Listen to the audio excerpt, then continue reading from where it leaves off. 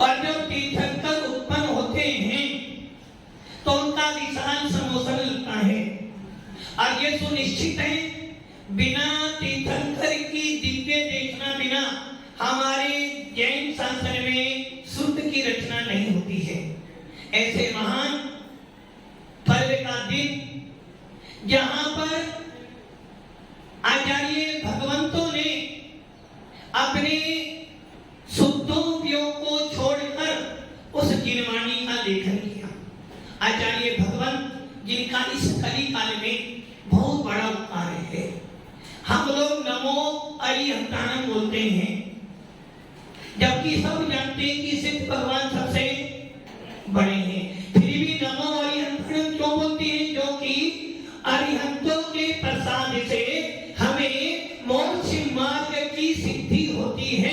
अरिहंतों के स्वरूप को देखने से हमें सिद्ध पद को प्राप्त करने की अभिलाषा उत्पन्न होती है। इसलिए सबसे पहले नमो अरिहंताणम बोला जाता है। और इस पंचम काल में देखा जाए तो साक्षात अरिहंत और सिद्ध नहीं है। सिद्ध तो किसी भी काल में हमारे पास में नहीं थे, किंतु चतुर्थ काल में अरिहंत प्रवेष्टि मिलते हैं जिनका समोसरण लगता है। और उस समोसरण में जाकर हम लोग अपनी आत्मा के उत्थान के लिए उपदेश सुनकर सम्यक दर्शन, तदनंतर पंचम गुण स्थान, सातवां गुण स्थान प्राप्त कर केवल ज्ञान प्राप्त कर लेते हैं। किंतु उस पंचम काल में शायद इस भरत और ऐरावत क्षेत्र में कोई तीर्थंकर नहीं है। इसलिए इस भरत और ऐरावत क्षेत्र में इस पंचम काल में नमो अरिहंताणम अर्थात आचार्य भगवंत मोक्ष मार्ग के नेता हैं, मोक्ष मार्ग को देने वाले हैं। ऐसे आचार्य भगवंतों की कृपा हुई और आज हम लोगों के पास वो जिनवाणी उपलब्ध है। भगवान महावीर जिनके समोसरण की रचना सौधर्मेंद्र ने की। और ये भी हम जानते हैं कि तीर्थंकर की वाणी जब भी खेलेगी बिना गंधर्व प्रवेष्टि के नहीं खेल सकती है। जब जब भी समोसरण लगेगा कोई ना कोई तो गंधर्व प्रवेष्टि होगा। गंधर्व मतलब गणधर, गण को धारण करने वाले, अर्थात जो मुनि, यति, ऋषि, अंगार इन चार संगों के अथवा मुनि, आर्यिका, श्रावक, श्राविका के स्वामी होते हैं, उनको गंधर्व प्रवेष्टि कहते हैं। भगवान महावीर को भी केवल ज्ञान हुआ और उनके केवल ज्ञान के प्रमुख गंधर्व थे इंद्रभूति। जाति के ब्राह्मण थे। जाति के ब्राह्मण होने के बाद गौतम गोत्री थे और चारों वेदों के पारगामी थे, अनादि मिथ्याधिष्ठि थे। किंतु भगवान महावीर का समोसरण देखा, प्रथमोत्तम सम्यक दर्शन हो गया और जिनेंद्र भगवान को जब साक्षात देखा तो उनके पास में छयोत्तम सम्यक दर्शन भी हो गया, छाई सम्यक दर्शन भी हो गया, मुनि राज भी बन गए। और एक अंतर मुहूर्त में ही, कितने अंतर मुहूर्त में? एक अंतर मुहूर्त में ही संपूर्ण द्वादशांग के जाता विपुल मति मने परिजानी हो गए। जिनेंद्र देव का एक शब्द सुना और तुरंत जिनेंद्र भगवान की वाणी सुनी और एक अंतर मुहूर्त में ही 11 अंग 14 पुर की रचना कर दी। इसका अर्थ क्या हुआ? हमारे ग्रंथों के या हमारी जिनवाणी के मूल कर्ता कौन है? भगवान महावीर। भगवान महावीर भाव शुद्ध के भी करता है और अर्थ शुद्ध के भी करता है। भाव शुद्ध मतलब जिनेंद्र देव की वाणी सुनी और हमारे भाव परिवर्तित हो गए। जिनवाणी सुनते सुनते हमारे भावों में ये भाव आ जाते, चलो अब तो सब कुछ छोड़ो और महाराज माता जी बन जाओ, अपनी आत्मा का कल्याण करो। भाव शुद्ध करता कौन है? जिनेंद्र भगवान महावीर। इस कलिकाल के अंतिम तीर्थंकर कौन है? भगवान महावीर, जिन्होंने भाव शुद्ध के कर्ता थे, जिनकी वाणी सुनने के बाद लाखों जीवों ने सम्य दर्शन प्राप्त किया।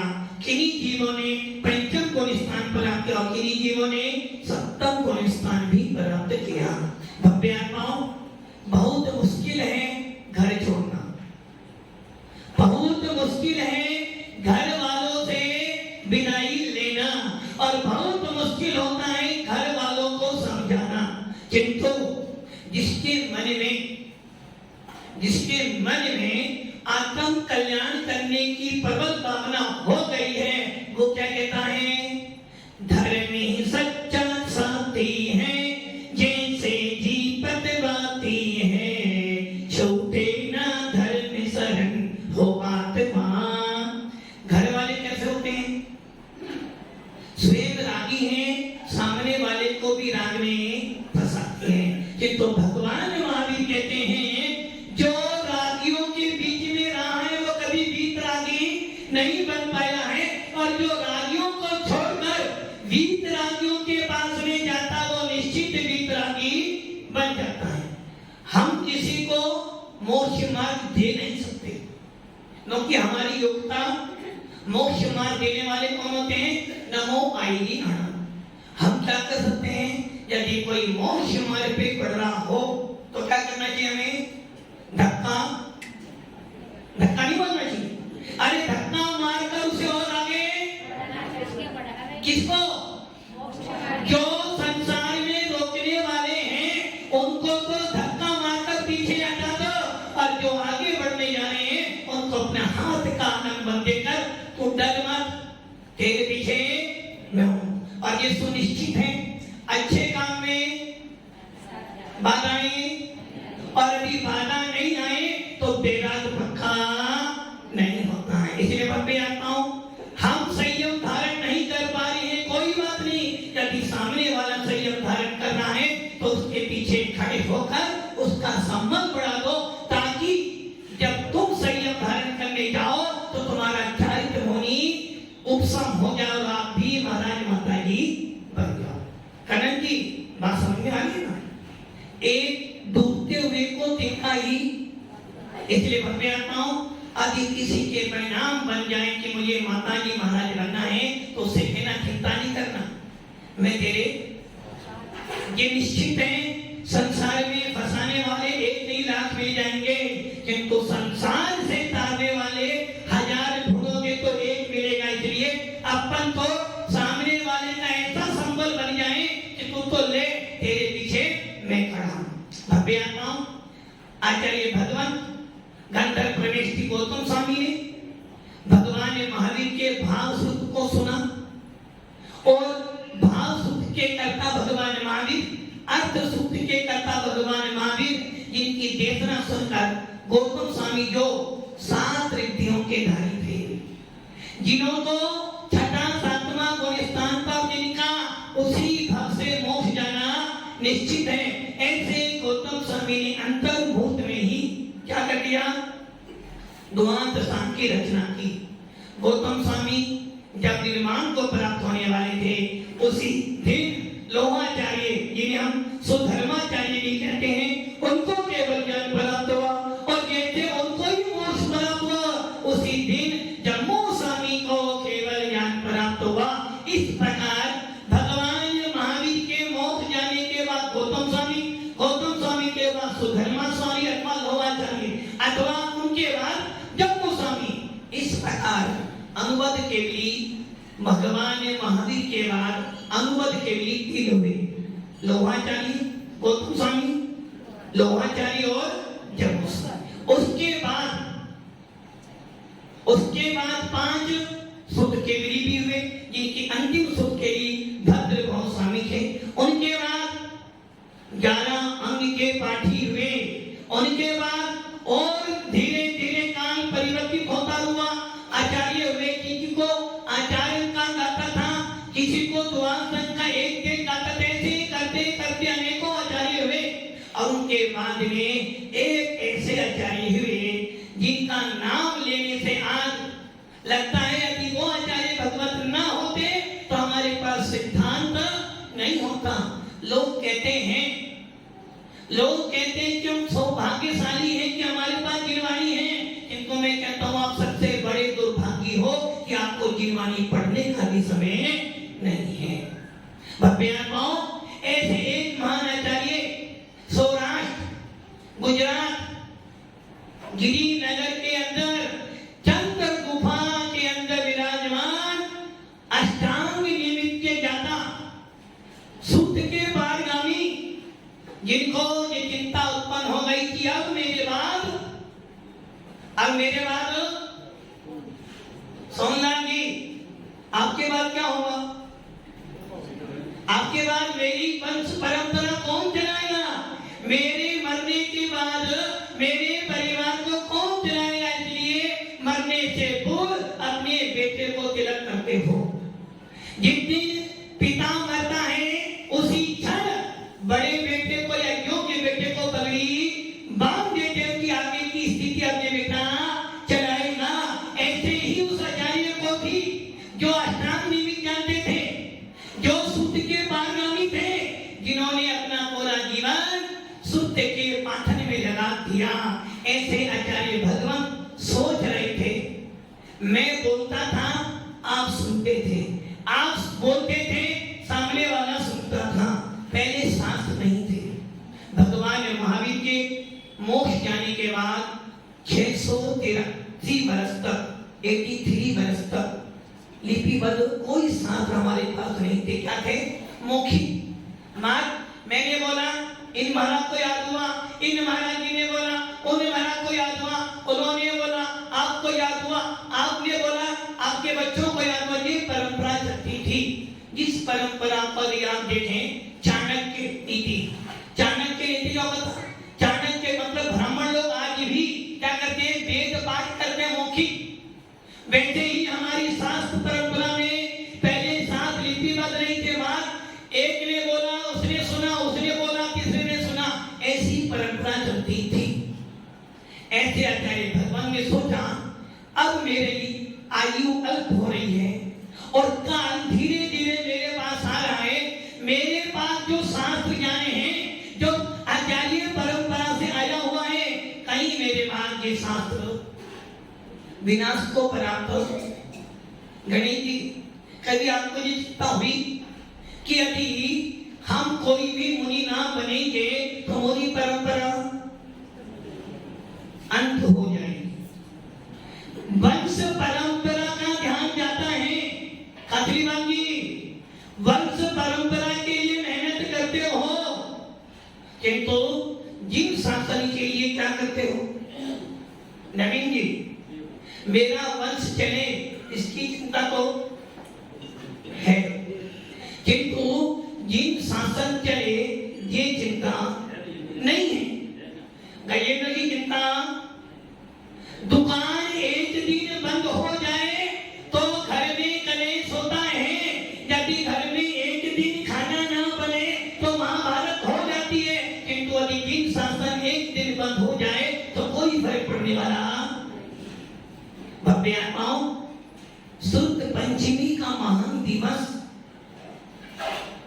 जिस महान दिवसों को मुनिराज तरसते हैं, आप सबको पता होगा, आप सबकी माँ है ना,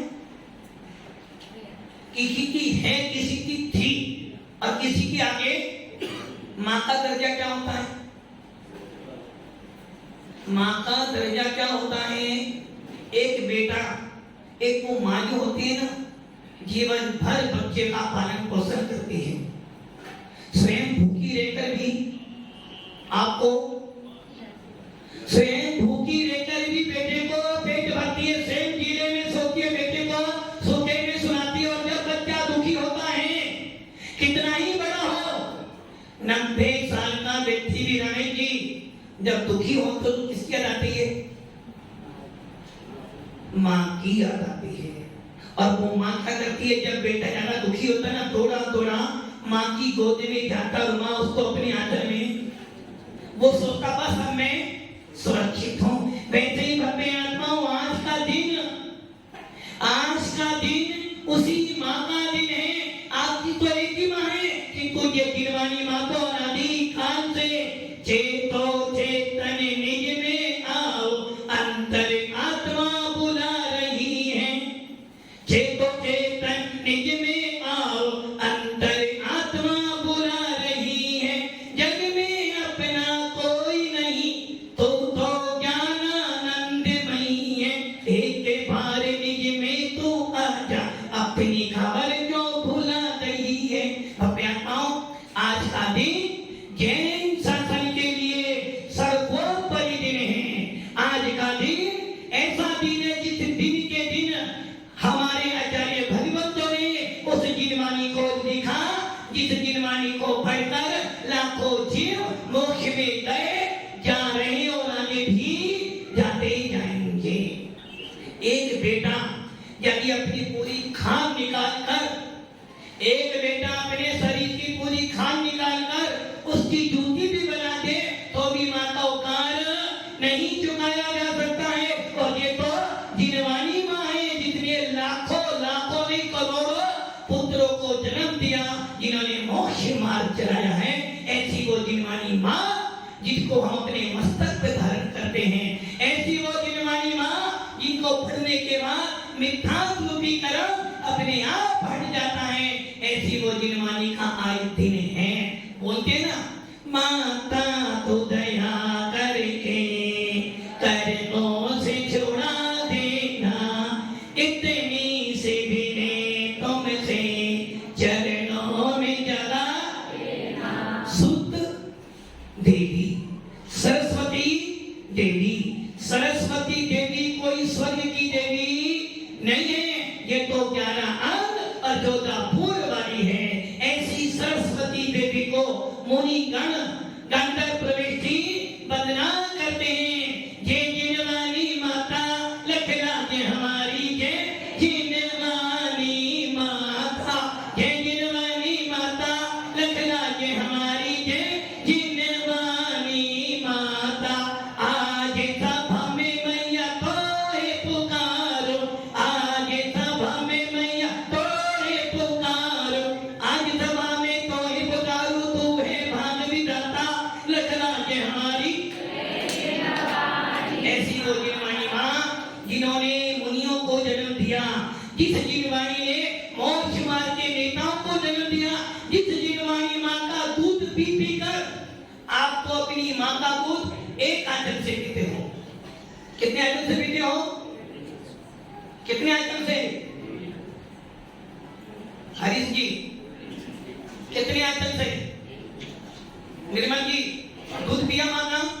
जब इतने बड़े हुए, किंतु दुर्भाग्यशाली हो आप लोग। मात्र आपने अपनी माँ का एक आंचल से दूध पिया, किंतु ये मुनिराज सब में दृष्टि जी कितना सौभाग्यशाली होता है जो 4 आंचलों से अपनी माँ का दूध पीता है। इसमें सबसे पहला प्रथमन योग, नंबर 2 कर्णन योग, नंबर 3 चरणन योग और नंबर 4 दर्पण योग। जब एक आंचल का दूध पीकर इतने समर्थ हो तो जो 4 आंचलों से जिनवानी को पीता है वो कितना समर्थ होगा। भव्य आत्माओं, आज का दिन जैन शासन के लिए बहुत बहुत महान दिन है, जिस दिन हमारे हाथों में जिनवानी आई है। ऐसे आचार्य भगवान जिनको चिंता हो गई कि मेरे बाद इस जिनवानी को कौन संभालेगा, संपत्ति संभालने की चिंता तो सबको है। हरि जी चिंता है ना? चिंता तो है, किंतु जिनवानी कौन संभालेगा इसकी चिंता। ये काम किनका है? मुनियों का। ज्ञावानी के ज्ञान से सूझे लोका लोक, सोवानी मस्तक करो सदा देखो। भव्य आत्माओं, जिनवानी का तो बहुत दिन है, गुरुओं से भी ऊपर जिनवानी है, जबकि जिनवानी लिखने वाले कौन है? गुरु। एक ध्यान रखना, जिनवानी शराबियों की नहीं है, जिनवानी कपड़े वालों की नहीं है, जिनवानी तो वीतराग निर्गंध साधुओं की है। भव्य आत्माओं, ऐसे आचार्य भगवान को लगा कि मेरे बाद ये ज्ञान लुप्त हो जाएगा, इसलिए उन्होंने एक उपाय आए सोचा कि मेरे पास तो कोई शिष्य और जो है वो योग्य है, तो क्या करूं? एक पत्र लिखा और पत्र लिखकर महिमा नगरी, जहां पर महान आचार्य अरधवली भगवत विराजमान थे, जिनके पास पंचवर्षीय प्रतिक्रमण चल रहा था, जिनके पास दक्षिण के सारे साधु वहां जमे हुए थे, अर्थात दक्षिण प्रांत के सारे साधु वहां आए और उन्हें पत्र लिखकर भेजा। और उस पत्र में बड़ी विनय से एक लिखना, मुनियों को देखकर मुनि यदि हर्षित हो तो समझना जिन शासन के बनते हैं, मुनियों को देखकर यदि मुनि मुंह फेर ले तो समझना ये मुनि मोक्ष मार्ग के राही नहीं है। यदि एक साधर्मी भाई को देखकर दूसरा साधर्मी भाई कलेश करता है, क्रोध करता, समझना यही मिथ्यात्व का पोषण है।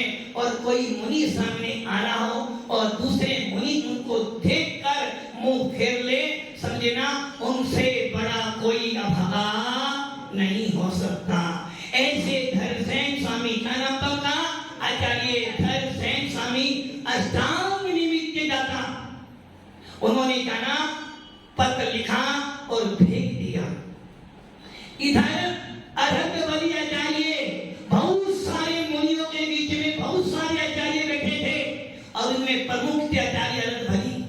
उन्होंने पत्र पढ़ा और पत्र पढ़ने के बाद थोड़ा विचार किया और सोचा इन सारे, मान लो आप सब मुनि नहीं हो, कोई भावी मुनि है और कोई वर्तमान काली मुनि खड़े जी, मुनि हो ना, भावी मुनि तो हो ना, नहीं हरीश जी तो मुनि बनने वाले, अशोक की मुनि बनना है ना, अशोक की मुनि बनना है ना, बनना है ना, कनक जी पीछे मत रखना। जब एक बार ओखली में सर दे दिया है तो पत्थर को, अरे गाने का मैं तो फिर कहूंगा, जो व्यक्ति गिर रहा है उसे सब धक्का मारते हैं और गिरते को हाथ पकड़ लोगे तो तुम्हारा भी कोई हाथ पकड़ लेगा। जिस जीव के भाव बन गए हैं, सोचना कोई बात नहीं, मैं नहीं बन पा रही, कोई बात नहीं, मैं नहीं बन पा रहा, जो बन रहे हैं उसको तो आनंद दे दे, हो सकता है इसकी दुआ मुझे लग जाए। और माँ का उपकार तो वही है, अच्छे बच्चे वही होते हैं, अच्छे माता पिता वही होते हैं जो अपने बच्चों को अच्छे मोक्ष मार्ग पर लगा दे। उन आचार्य भगवान ने वो पत्र पढ़ा और सोचा किनको भेजूं, क्योंकि ये कोई छोटा मोटा काम, अपने 1000 रुपए देने के लिए भी सोचते हो कि मैं श्लोकों को 1000 रुपए देता रहा हूँ, बेटे को 1000 रुपए देता रहा हूँ, ये कमा के लाएगा नहीं लाएगा, मेरे पिताजी सोचते हो ना। वैसे ये तो दिनवानी का ज्ञान था जिसके आधार पर हमारा पूरा जीवन शासन चलेगा। उन्होंने अपनी बुद्धि से 200 कुछ मिली, 3 बार, कितनी बार? 3 बार वो आचार्य पूछने आपको जाना है, गुरुदेव जो आपकी आज्ञा। 3 बार क्यों पूछा? कहीं ऐसा ना हो जाए कि आपके मन में कोई विकल्प, और वो शिष्य भी गुरु के आदेश लेने के बाद 3 बार पूछे, गुरुदेव हम जाएं, गुरुदेव हम जाएं। 3 बार अनुमति मिली है जिनको, ऐसे 2 युवा शिष्य उस दक्षिण भारत से जा रहे हैं, चिंता नहीं करी कि गुरु कहां भेजना है। अरे जब जीवन सौंप दिया, अब सौंप दिया इस जीवन का सब भार तुम्हारे हाथों में, गुरुदेव तुम्हारे हाथों में है, जीत तुम्हारे चरणों में और हार तुम्हारे चरणों में। जब गुरु को सौंप दिया जीवन तो फिर डरना किसी से नहीं। वो दोनों साधु निकल पड़े, चलते चलते ये नहीं सोचा काम भेगा जा रहा है, बस जाना है उन आचार्य भगवत के पास।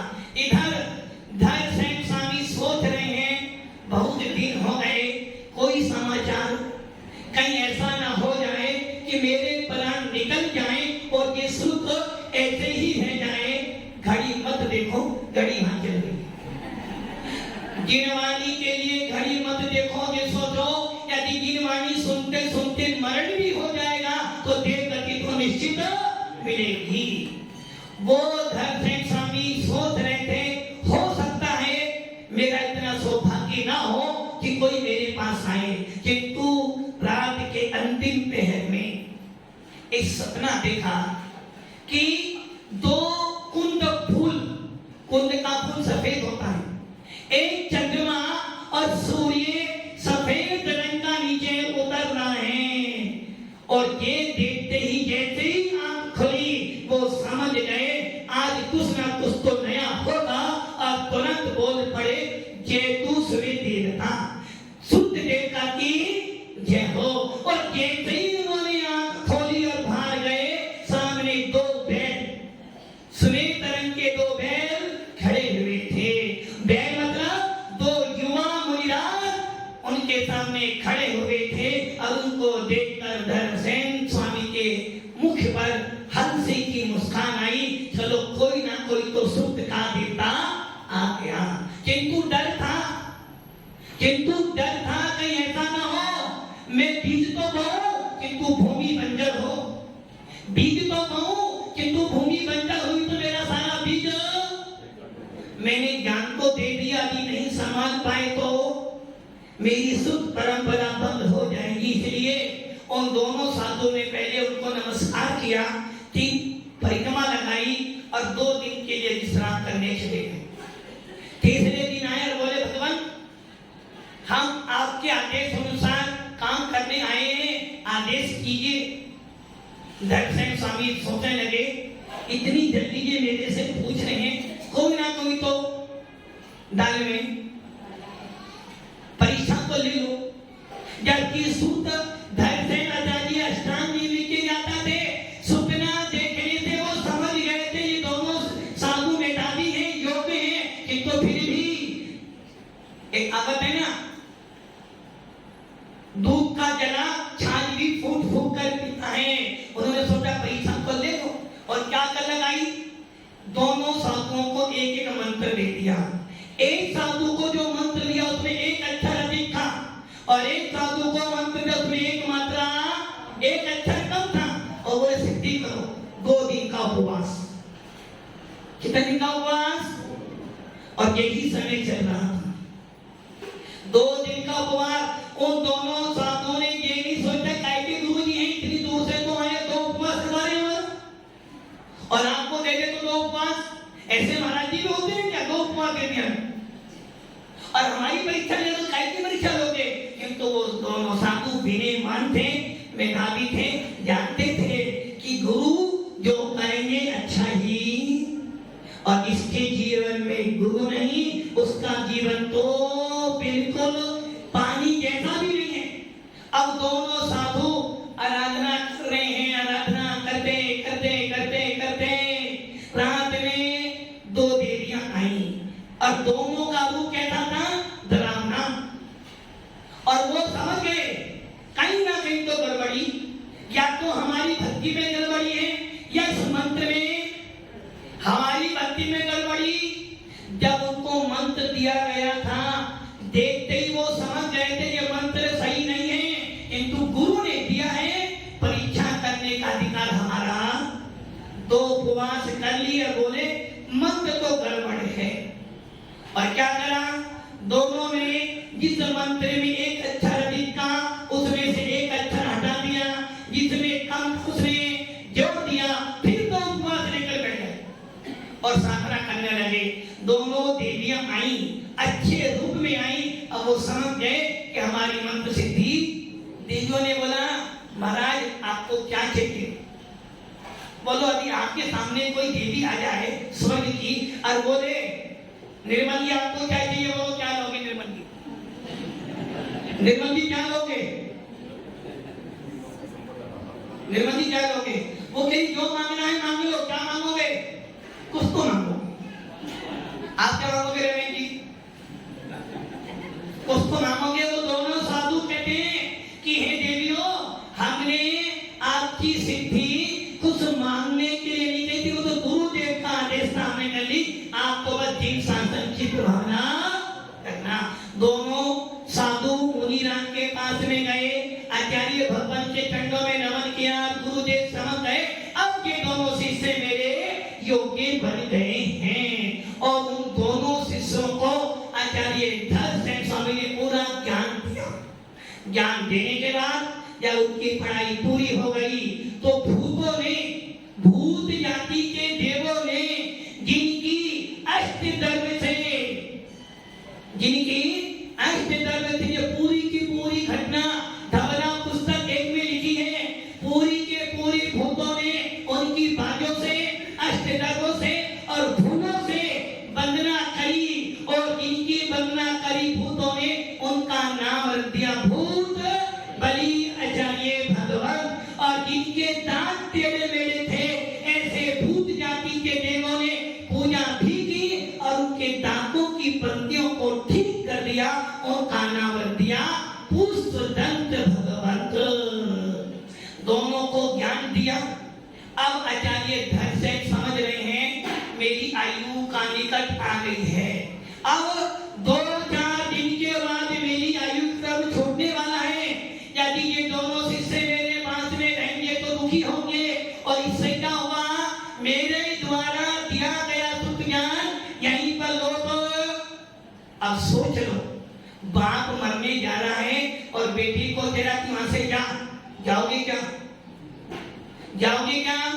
अभी मान लो अभी आपको पता चले कि मेरी समाधि हो रही है, सब जाओगे यहाँ से क्या?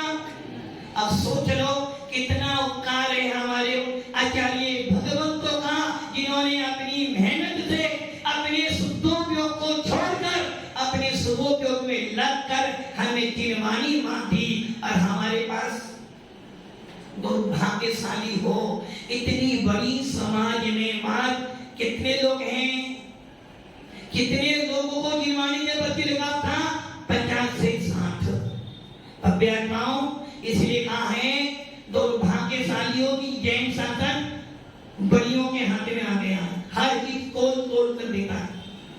और दोनों मुनियों को आचार्य दर्शन करे जाओ, आप यहाँ से चले जाओ, जबकि वो दोनों साधु तेरे भगवान आपने हमें ज्ञान दिया, जो ज्ञान देता है वो तो भगवान से भी बड़ा होता है, हम आपको छोड़ के जाने वाले। और वो भी ऐसी अवस्था में जब हमें पता है कि आपकी समाधि होने वाली है और फिर हम जाए। किंतु धर्मसेन स्वामी ने आदेश दे दिया आपको जाना ही पड़ेगा, क्योंकि आपके यहाँ रुकने से मेरा उद्देश्य पूर्ण नहीं होगा। दोनों साधु को रवाना करते हैं और दोनों साधु जाते हैं। जाने के बाद 2 साधुओं में से जो पुष्पदंत भगवंत थे उन्हें पता चला मेरी आयु कम है। उन्होंने 20 प्रूपणा लिखी, गति जाति इंद्रिय काय जैसे 20 प्रूपणा लिखकर अपने भांजे जितपालित को मुनि बनाकर दे दिया। बोले जा भूतबली के पास चले जाना, आगे काम वो करेंगे। पुष्पदंत जी ने अपनी समाधि मरण किया और इधर भूतबली ने जब सुना कि भाई ने 20 सूत्र बनाए हैं, 20 प्रूपणा लिखी हैं, इसका काम तो अब मैं करूंगा। उन्होंने दर्द प्रमाण से लेकर आदि ग्रंथ रचना की और आज का दिन अंकलेश्वर गुजरात में जहां आज के दिन हमारा सत्य खंडागम लिखा गया और लोगों ने बड़ी धूमधाम से जिनवानी की पूजा की। सौभाग्यशाली हैं हम लोग, सौभाग्यशाली हैं हम लोग जिनको आचार्य अर्धबली, आचार्य धर्मसेन, आचार्य पुष्पदंत भूतबली जैसे महान आचार्य मिले। और इनके साथ में आचार्य गुणभद्र स्वामी जिन्होंने कसाई पाउड लिखा। ऐसे आचार्य भगवान धर्मसेन से लेकर आज तक के धर्मसेन स्वामी, यति विश्वाचार्य, पुष्पदंत भूतबली, वीरसेन स्वामी, यति विश्वाचार्य, कुंदकोट स्वामी, पुष्पदंत भगवान, उमा स्वामी, पूज्यपाद स्वामी, अनेकों अनेक जितने भी आचार्य हुए हैं और आगे होंगे, उन सबके चरणों में हमारा कोटि का बंधन, जिनके प्रसाद से हमें ये गिरवानी सुनने को मिली है। भव्य आत्माओं, आज का दिन हमारे लिए बहुत बड़ा दिन है। हम सब उस गिरवानी को पढ़ें, सुने और आत्मा का कल्याण करें। और भावना ये भाई है भगवान, जिन आचार्यों ने अपनी मेहनत से ये शास्त्र लिखे हैं, जिन आचार्यों ने अपनी मेहनत से ये गिरवानी लिखकर हमें दी है, ऐसे वर्तमान के आचार्य और भविष्य के आचार्य, जहाँ जहाँ भी आचार्य भगवान विराजमान है, जहाँ जहाँ भी मुनिराज विराजमान है, 28 द्वीप में जितने भी मुनिराज हैं, उन सबको हम मन वचन काया से इस शुद्ध पंचमी के दिन वंदन करते हैं और भावना भाते कि हे भगवान, आपके आशीर्वाद से हमें शुद्ध क्या ज्ञान मिले, हमें केवल ज्ञान की प्राप्ति हो और हम भी अपना मोक्ष मार्ग प्राप्त करें। ओम नमः। और भव्य आत्माओं, आज हमारे इस मुनि को देने वाले आचार्य सरस्वती सागर महाराज, जिन्होंने हमारे ऊपर उपकार किया है, जिन्होंने हमें ये मोक्ष मार्ग दिया है, ऐसे आचार्य सरस्वती सागर महाराज के दादा गुरु के गुरु आचार्य आदि सागर महाराज, जिनको आज के दिन आचार्य पद मिला था, ऐसे आचार्य भगवान आदि सागर आचार्य अंकलिकर महाराज, जिन्होंने अपने जीवन काल में साधना करते हुए इस मोक्ष मार्ग को प्रस्तुत किया, ऐसे आचार्य आदि सागर महाराज के चरणों में वंदन करते हैं और भावना भाते हैं भगवान, आप देव गति में हो, वहां से छूट होकर मनुष्य बने, मुनि बने और मोक्ष प्राप्त करें। आचार्य शांति सागर जी महाराज, जिन्होंने दिलवाणी के लिए बहुत ज्यादा प्रयास किया, ऐसे आचार्य शांति सागर महाराज के चरणों में वंदन करते हैं कि हमें भी सद्बुद्धि दे और हमारा मोक्ष मार्ग को सबको। ओम नमः सिद्धि। सभी लोग खड़े हो जाएं।